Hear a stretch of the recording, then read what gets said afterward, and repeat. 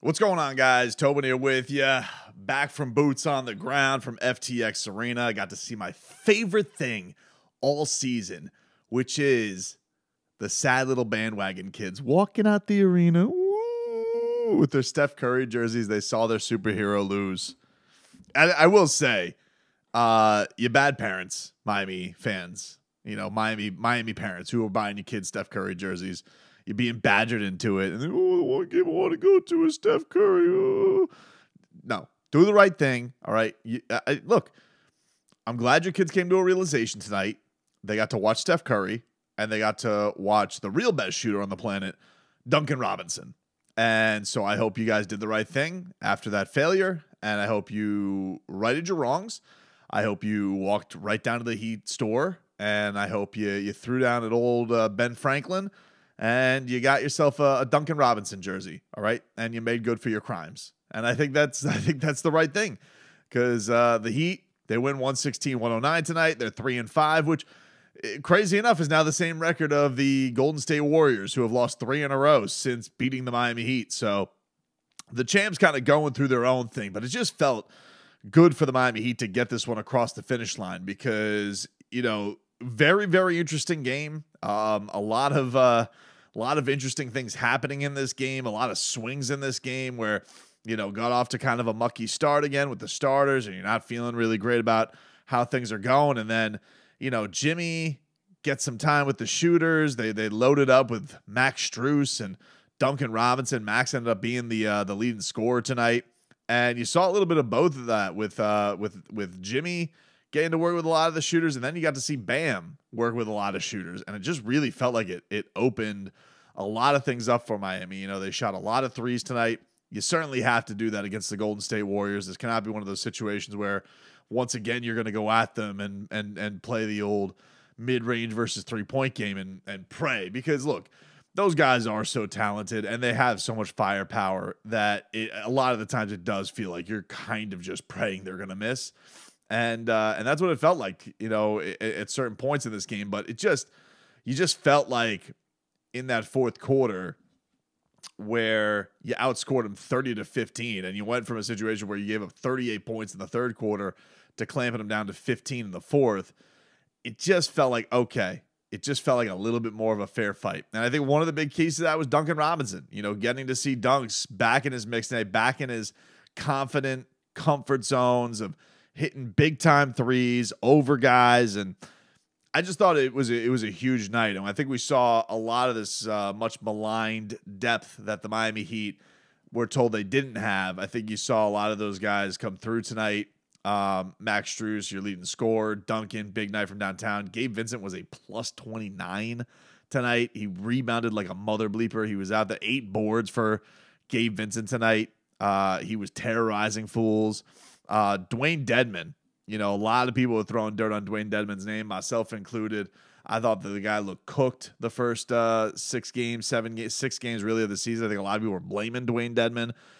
Turns out that he had plantar fasciitis, and he really looked a lot more like himself today. And he played 11 minutes, but it was 11 solid minutes, man. Gave you 9 points, 5 rebounds, hit one from 3, like gives you everything you want from the mechanics. So, everything that you got from that bench unit tonight was absolutely, absolutely huge.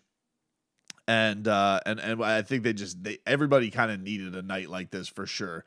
Now, look, it all goes to hell if you don't go beat the Sacramento Kings, tonight, by the time you guys watch this video. But this one just felt a lot because, look, Steph Curry, all the stuff they're going through, that's still the champs. He still got 4 rings. You know, his little partners there, they got 4 rings.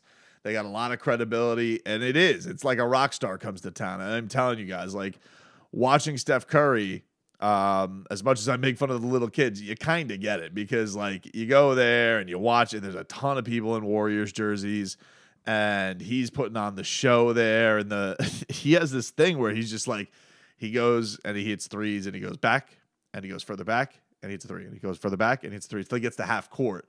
And he won't move until he hits a half court shot, and then he'll move forward and forward and forward and forward and closer.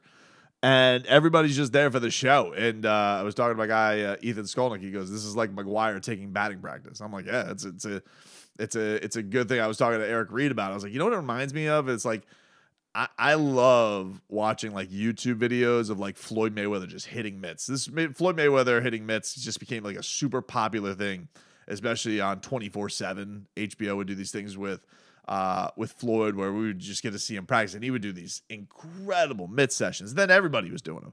You know, now you go to like any boxing gym locally, and these kids can do this by the time they're 13. And that's Floyd's influence. That's what he's brought to the table. He's almost turned the workout, the boxing workout, to look cool. You know, boxing used to be a thing where it was grind, it was, you know, eat eggs, you run your things, you do your rope, you hit your heavy bag, and you spar. But Floyd just made it so cool to like hit mitts, look cool doing it, do a dance routine while he's doing the skipping rope.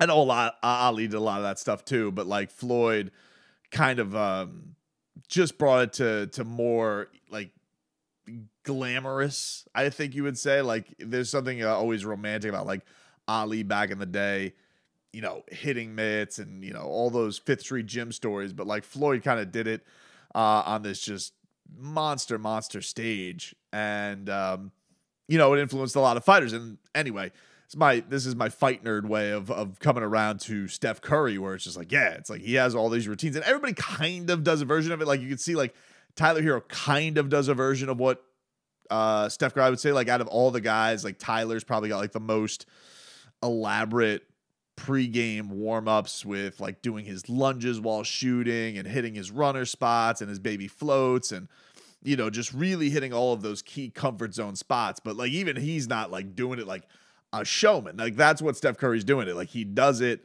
and he's doing it like a rock star. And so, you know, you kind of get why the guy is who he is and why he's as popular as he is. And it's a shame that he did all of that only to get, you know, outshined by Duncan Robinson. I'm just saying, you know, like, you know, all of that work and Duncan Robinson's out here still, you know, it's just showing you he's the true best shooter on the planet. So, oh well. But here's a little bit of Eric Spoelstra. This was him on Dunk's big night and really outshining those Warriors. A game when there's so many elite shooters, when you have a night like that from Duncan Robinson to kind of show, once again, he's just one of the best shooters on the planet. What does that just do for you guys to show how dangerous it can be? I mean, Jimmy will probably say, like, hey, I shot 7 threes tonight. I'm the shooter. I'm the one that's creating the space for Duncan's drives.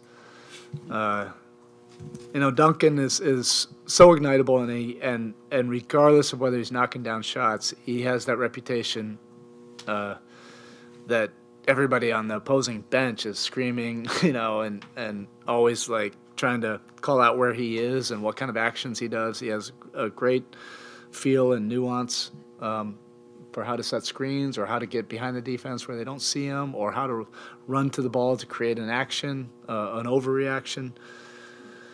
And he's just he's been steady. You know, this is not easy, you know, for any of these guys as we're trying to figure this all out. But he has incredible grit and perseverance.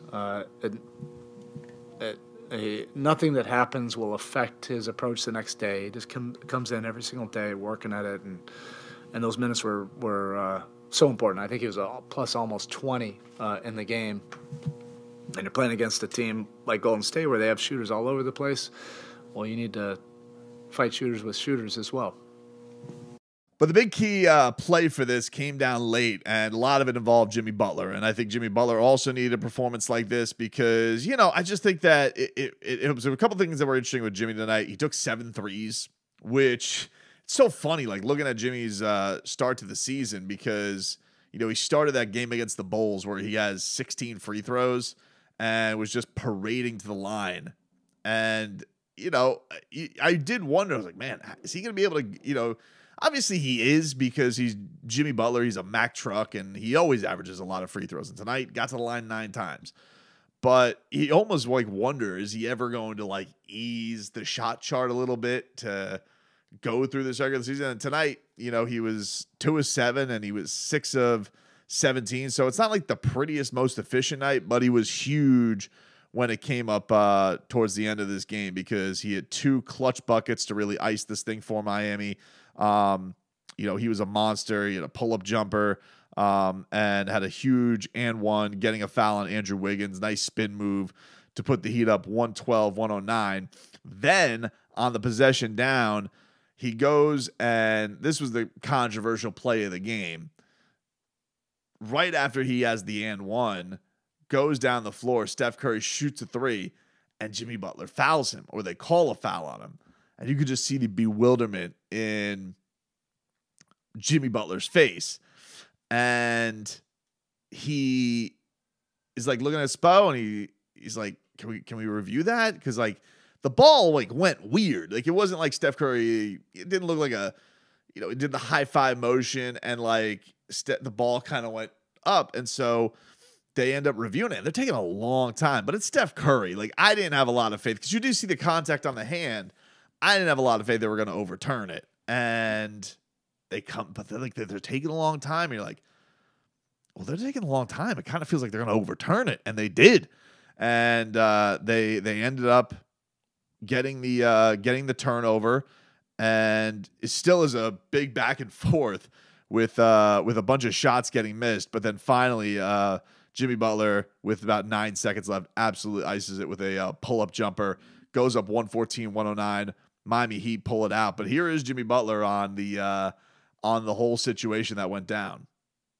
I mean, I don't know all of the rules. Kyle does. I know I hit the ball first. And then, a little bit of hand after the follow-through. So, I told Spo, hey, look, man, I think you should challenge it because I did hit the ball first. And then Kyle was like, did you hit the ball first? Yes, I hit the ball first, Kyle.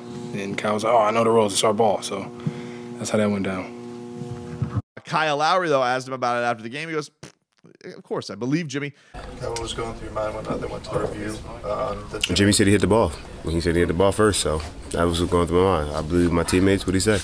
It was interesting saying, like, he believed Jimmy, and Jimmy was saying, like, Kyle had to go to Kyle, because Kyle is the law. Like, Kyle knows all of the rules, and Kyle had a nice night tonight. He knows all the rules. There was a point where the referees, who had a weird night, where they were calling Jordan Poole for discontinued dribble. I think he had 3 or 4 of them called on him tonight. They were calling travels up crazy. They were teeing everybody up. The refs were on edge tonight. And there was at one point where Kyle Lowry and Draymond Green are both arguing amongst the refs. I'm like, that's like arguing with the two most genius lawyers in basketball law to try and swerve their case and manipulate their case in their team's favor. It had to be exhausting to be an official in this game. But look, the Heat got the better of it. And I thought it was big. I thought it was a big night for Max Strus, obviously. I thought it was a big night for the bench. The one thing that I haven't mentioned, Tyler Hero. Tyler Hero got hurt, hit in the eye. Afterwards, he explained that he was dealing with it and really couldn't see. Yeah, I mean, I really couldn't see. I couldn't see out of my eye. That's simple as that. It's better now. It just took some time. Honestly, it probably could have got in. I was sitting here in my locker watching the game.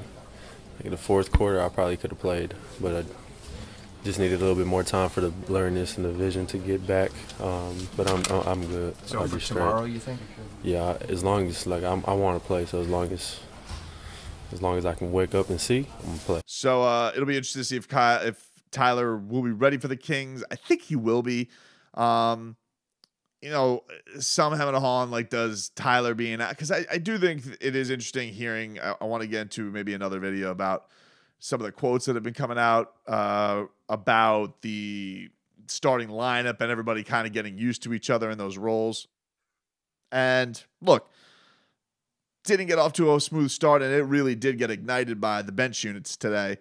And particularly with one starter, with shooters, getting it all together. Bam doing a really good job, and Duncan getting to that dribble handoff game, so comfortable. And not only just on offense tonight, but look, also on defense tonight, they really got after the Warriors. They threw them for a loop with the zone, which was great.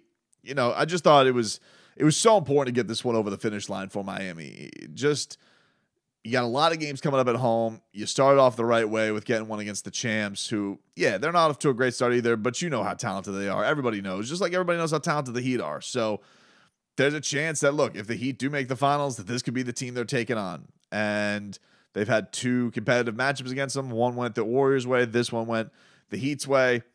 Great game. But for Tyler Hero, yeah, I don't make anything of it. He was out and they finally got this one. Like, if anything, like they didn't have him at the start of the second half and things went to holy hell in the third quarter. So, maybe the next time around, Tyler's picking him up and can have a big performance. They got a Kings team that doesn't have De'Aaron Fox. He's banged up. Damian Lillard and the Portland Trailblazers, I believe Damian's still banged up. So, look, they got some opportunities here to make things right for the rough start of the season and get going in the right direction. But was a nice start tonight for sure, and they got to continue that.